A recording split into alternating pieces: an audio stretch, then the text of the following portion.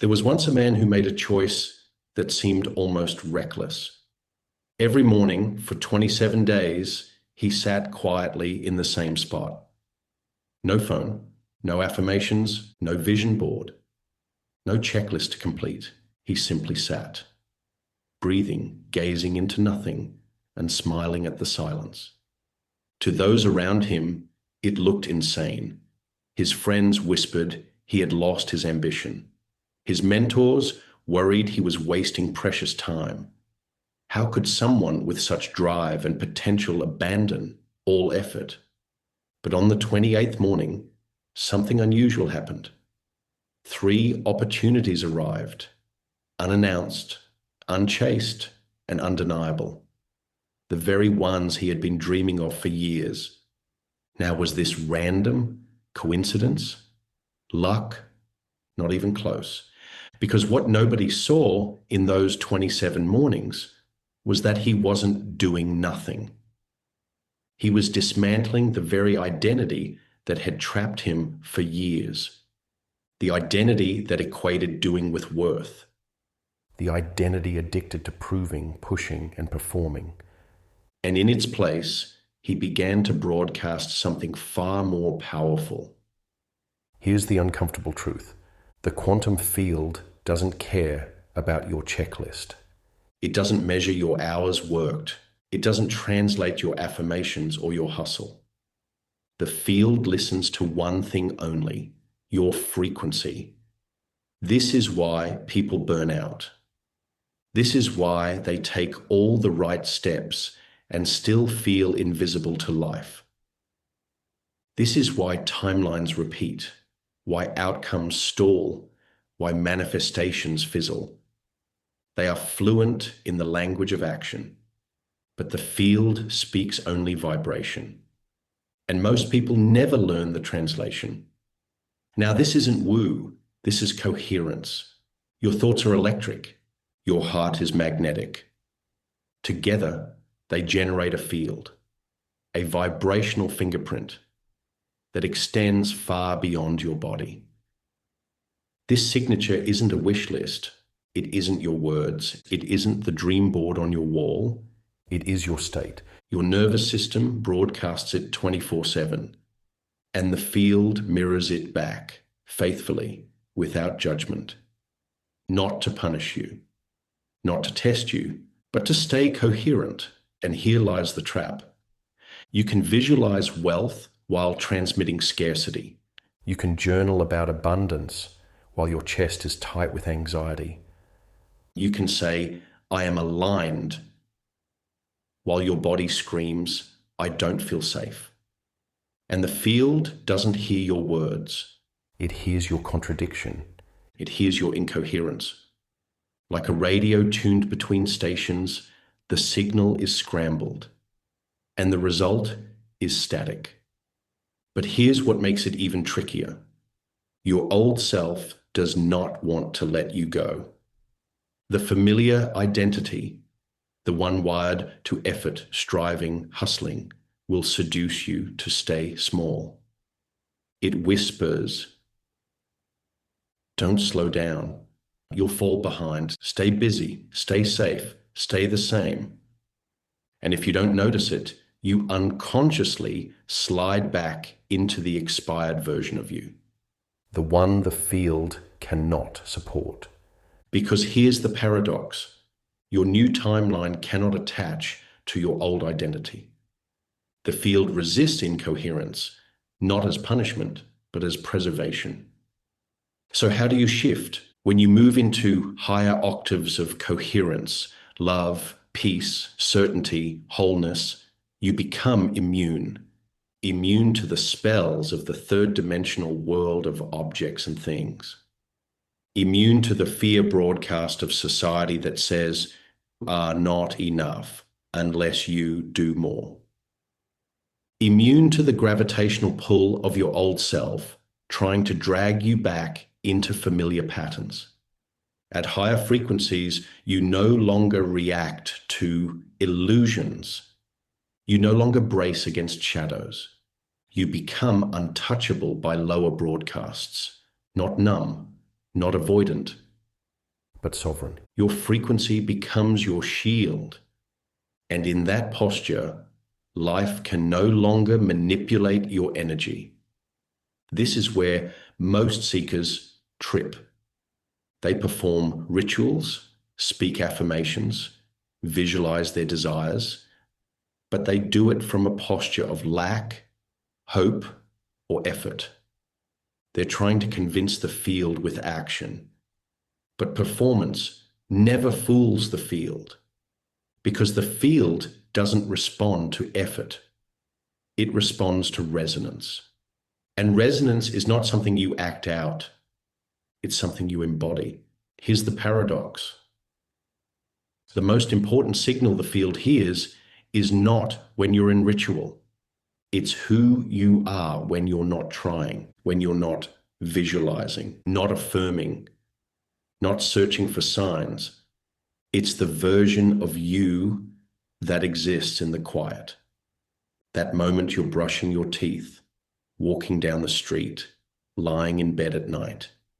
That is the frequency that speaks loudest, because it isn't performed, it's real, and the field always echoes what's real. Let's make this practical. Imagine you walk into a room with a tuning fork vibrating at 432 hertz. On the other side of the room is another tuning fork tuned to the same frequency. Without touching, without force, the second fork begins to vibrate. That's resonance. That's how manifestation works. The field doesn't grant wishes. It resonates with coherence. When your intention, emotion, and embodiment match, you become a broadcast tower. And everything aligned with that frequency begins moving toward you. Not because you asked, but because you vibrated. But here's the twist. The moment you start trying to be in a high frequency, you've already lost it, because trying is resistance. Wanting is absence. Performing is insecurity, and the field picks it up instantly. That's why so many plateau. They work from the head while their body is still broadcasting fear. Their words say one thing, but their electromagnetic field tells another story entirely. And the field never listens to words over frequency. And let's go deeper. If the field mirrors your frequency, then the real question becomes, what identity are you broadcasting? Because the field does not hear your wishes. It does not hear your vision board. It does not even hear your affirmations. It hears the identity you are embodying right now.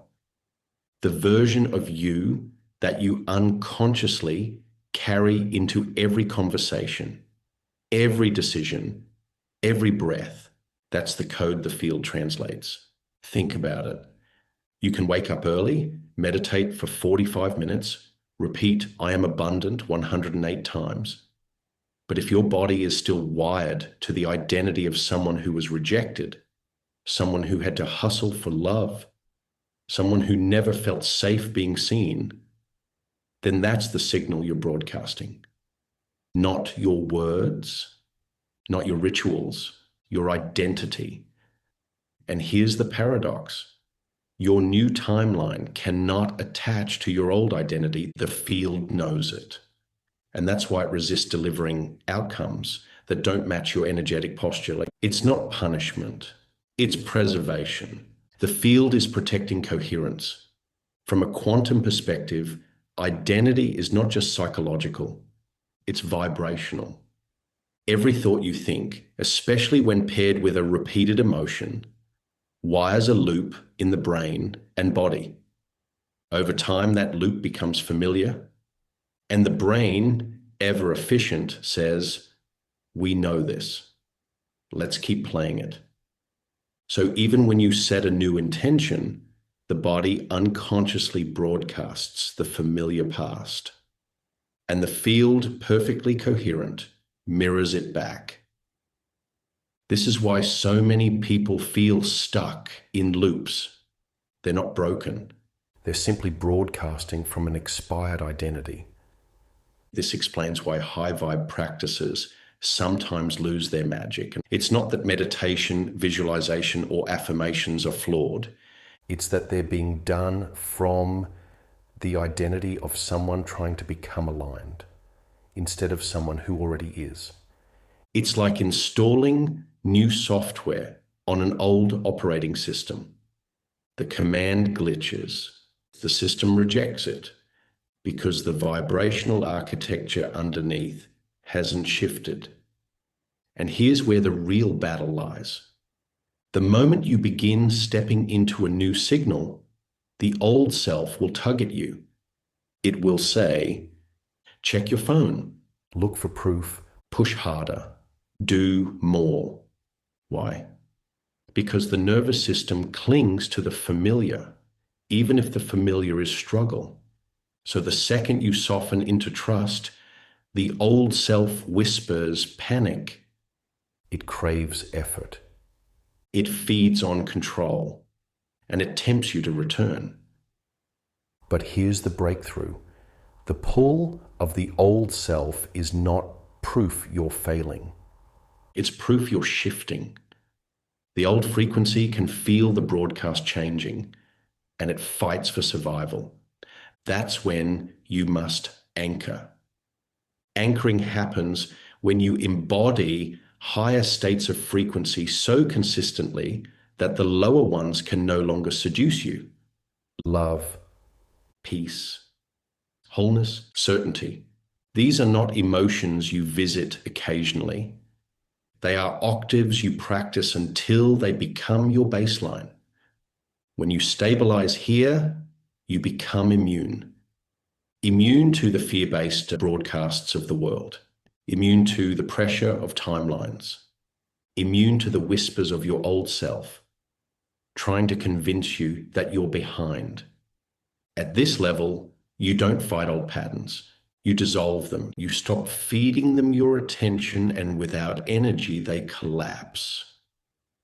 But how do you stabilize here? You become a steward of your frequency. You practice what I call energetic hygiene. Just like you brush your teeth daily, you begin to notice the subtle ways your energy is influenced. What music reinforces the version of you you're embodying?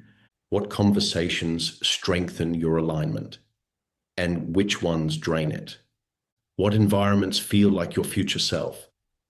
And which ones trap you in the past? These are not small details. They are frequency shapers. And when you curate them intentionally, you begin building immunity. See, most people think manifestation is about the big shifts, quantum leaps, breakthroughs, awakenings. but in reality, timelines shift through the micro choices you make all day long. You get a message that would have triggered panic in the old self. Instead of spiraling, you pause, you breathe, you remember, I am the signal. That pause is not passive. It's quantum recalibration, or you're tempted to rush, to chase, to prove. But you stop. You ask, would the version of me who has already received this feel urgency right now? And if the answer is no, you embody that no. That choice is not small, it's identity architecture. These micro decisions are how you become immune to the pull of the old frequency. Let's simplify. Frequency is not a vibe, it's a posture.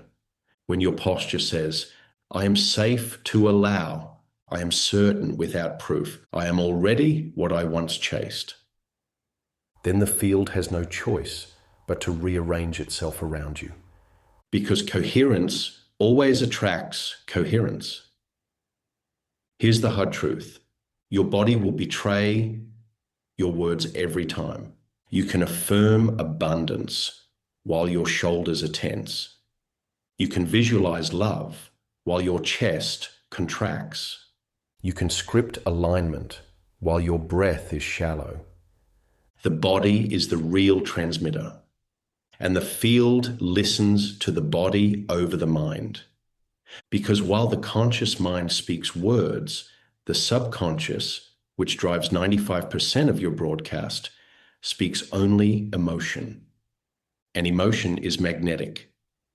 This is why Joe Dispenza says, elevated emotion married to clear intention is the formula for creation.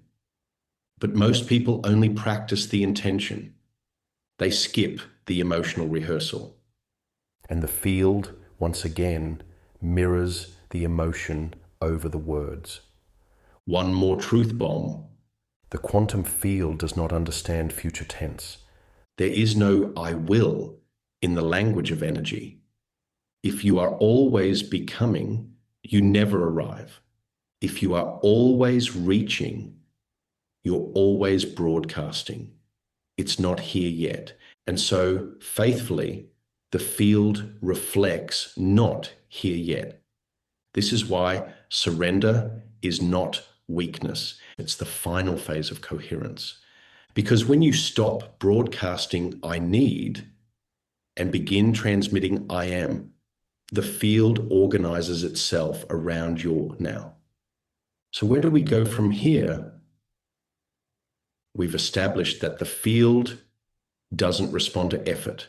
It doesn't respond to affirmations spoken without feeling. It doesn't respond to your future tense wishes. It responds to coherence. It responds to emotional congruence. It responds to your embodied now. So how do you live this?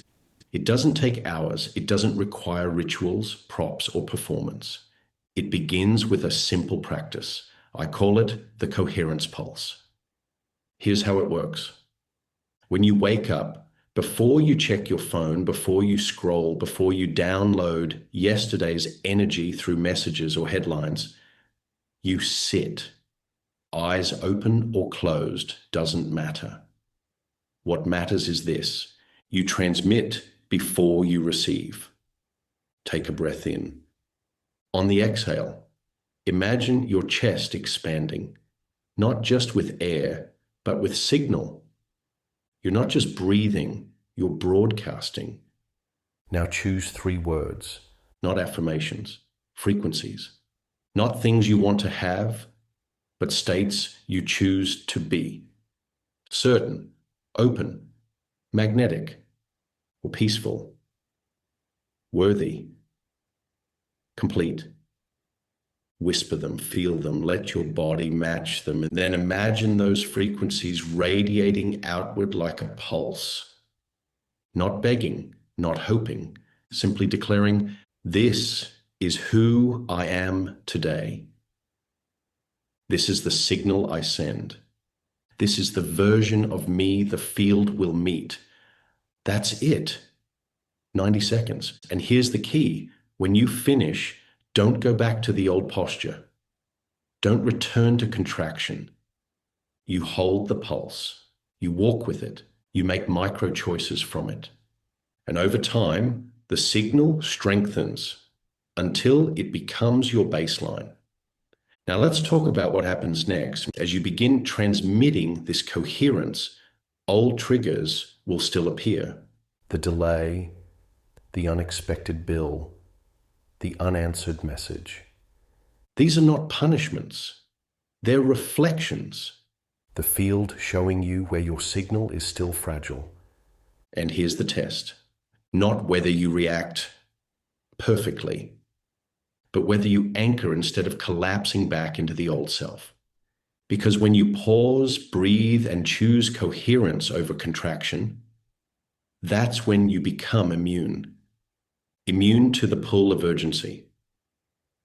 Immune to the seduction of fear. Immune to the gravitational pull of your expired identity. To stabilize even more, your environment must become a mirror of your new frequency. This doesn't mean isolation. It means intention. Ask yourself, what music reinforces the frequency I choose to embody? What spaces remind me of the future I already live? Who are the three people in my orbit who speak to the new me, not the old? This is energetic hygiene. It's not about control, it's about stewardship, because every input shapes your output. And when you curate your environment as an amplifier of your chosen frequency, you stop testing your coherence and start reinforcing it. At some point, something extraordinary happens. You're no longer trying to hold the frequency. You're no longer working to stay high vibe. It becomes natural. You stop asking, am I doing it right? Because you are it. You stop scanning for signs because you are the sign. And when you reach this state, the old self loses its grip completely. It can knock at the door. It can whisper its familiar stories. But you no longer answer because you've shifted into a frequency immune to its spells. And now, the final layer, surrender. Most people misunderstand surrender. They think it means giving up, lowering standards, or letting go from exhaustion. But real surrender is vibrational. It is when your being is so congruent with your intention that you no longer monitor the timeline. You no longer check the field for proof. You no longer beg life to show you results because you've stopped being separate from what you asked for. Surrender is not weakness, it's freedom. Freedom from attachment, freedom from effort, freedom from the illusion that you must earn alignment. And here's the irony. The moment you no longer need the result to prove alignment, the result begins to chase you because the field responds to freedom. This is what Neville Goddard called living from the wish fulfilled. Not hoping, not waiting, not trying. But being now the version of you who no longer asks, because you already are the vibration of it. And when you stabilize here, time collapses. Synchronicities flood in. Opportunities align. Doors open without force. People remember you. Ideas surge. And none of it feels like you did anything because you didn't. You became. And that's the difference between performance and power. Between force and flow. Between trying and transmitting. So as you leave this space, here's my invitation. Don't add more effort. Subtract the noise. Stop spending energy convincing the field. Start spending energy becoming coherent. Let today be the day you stop chasing timelines and start embodying frequencies. Because when you become the signal, the field cannot ignore you. And everything you've ever longed for begins to orbit your presence. Not because you pursued it, but because you finally tuned your frequency to the truth. You were it all along. If this transmission stirred something inside you, you're already in the shift. Anchor it right now. Speak it, write it, feel it. Say, I am the signal. Not because you're trying to manifest faster, but because you finally understand the field never needed your effort. It only needed your coherence. And when you live from that coherence, the old spells dissolve, the old self loses its grip, and the quantum field reorganizes everything around you. Instantly, effortlessly, inevitably. If you are still listening and found this valuable, let me know in the comments section. Big love.